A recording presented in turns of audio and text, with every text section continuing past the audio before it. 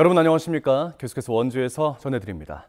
강원경찰청이 6월 3일 대통령 선거에 대비해 원주경찰서 등 도내 18개 경찰관서에 선거사범 수사상황실을 설치하고 수사 전담팀을 운영합니다. 수사관 등 184명으로 구성된 수사 전담팀은 금품 수수와 허위사실 유포, 공무원 선거 관여, 선거폭력, 불법단체 동원을 5대 선거범죄로 규정하고 강도 높게 단속합니다. 또 SNS를 통한 허위사실 유포, 여론조사와 당내 경선 관련 각종 불법 행위에 대해서도 중점적인 단속을 이어갈 방침입니다. 원주시 소초면에 장기간 방치되어 있는 옛 드림랜드 부지가 드라마 촬영지로 활용됩니다. 원주시와 강원개발공사에 따르면 한 드라마, 영화 촬영소가 드림랜드 부지 내 24,000제곱미터 규모의 세트장을 만들어 이달부터 내년 1월까지 9개월 동안 현대 사극 드라마를 촬영합니다.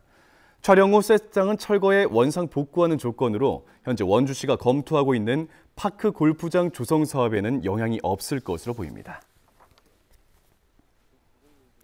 원주시 반곡동 일원의 창고형 대형마트의 공사 시작이 임박한 것으로 알려지면서 지역의 관심이 높아지고 있습니다.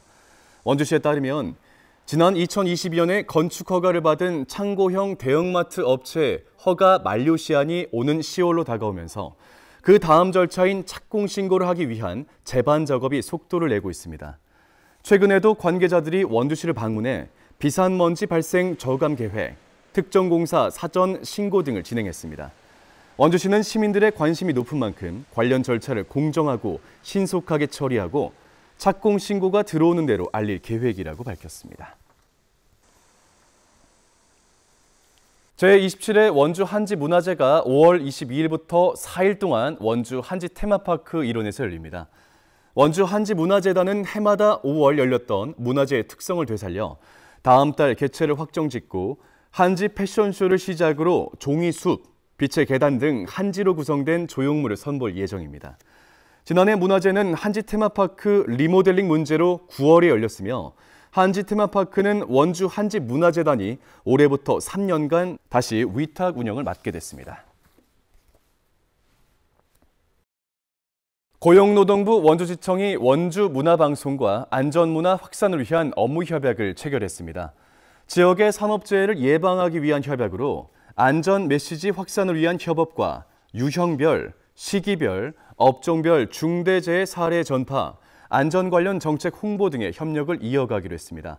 또 추락사고 예방을 위한 필수 안전수칙을 담은 1분 분량의 음원을 제작해 라디오로 송출하기로 했습니다. 강원도 경제진흥원이 도내 기업인과 소상공인 등이 참석한 가운데 성과 보고회를 개최했습니다. 경제진흥원은 지난해 8천여 개 중소기업과 소상공인을 대상으로 글로벌 시장 진출, 디지털 마케팅 활성화, 인력 양성, 창업 지원, 지식재산 지원 등 4,800여 건의 지원 사업을 추진하며 지역경제 활성화에 기여했습니다. 또 이런 지원을 바탕으로 수출 실적 8,102억 원을 달성하고 일자리 창출과 고용 안전 효과도 거뒀다고 평가했습니다. 한편 강원도의 지난해 지역 내 총생산인 GRDP는 62조 원을 넘어서며 역대 최대치를 기록했습니다.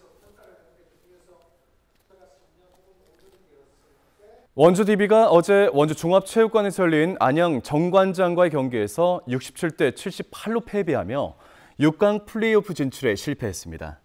DB는 6강 플레이오프로 향하는 마지막 한 자리를 차지하기 위해 경기 내내 정관장을 압박하며 치열한 접전을 벌였지만 3쿼터 중후반부터 역전을 허용하며 승리를 가져오지 못했습니다.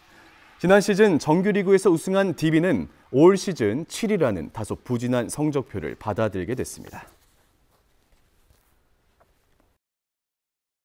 횡성군이 80번째를 맞았던 식모기를 기념해 소나무 재선충병이 발병했던 지역에서 나무 심기 행사를 진행했습니다. 횡성군 공무원과 산림조합 관계자 등 200여 명이 참여해 서원면 석화리 야산 1.4헥타르에 자작나무 1,680그루를 심었습니다. 이번 나무 심기는 작년 말 소나무 재선충병으로 대대적인 소나무 제거 작업이 벌어졌던 곳에서 숲 생태계 복원을 위해 마련됐습니다. 횡성군은 기후위기에 대응 위해 올해 238헥타르의 나무 심기를 추진합니다. 뉴스를 마칩니다. 고맙습니다.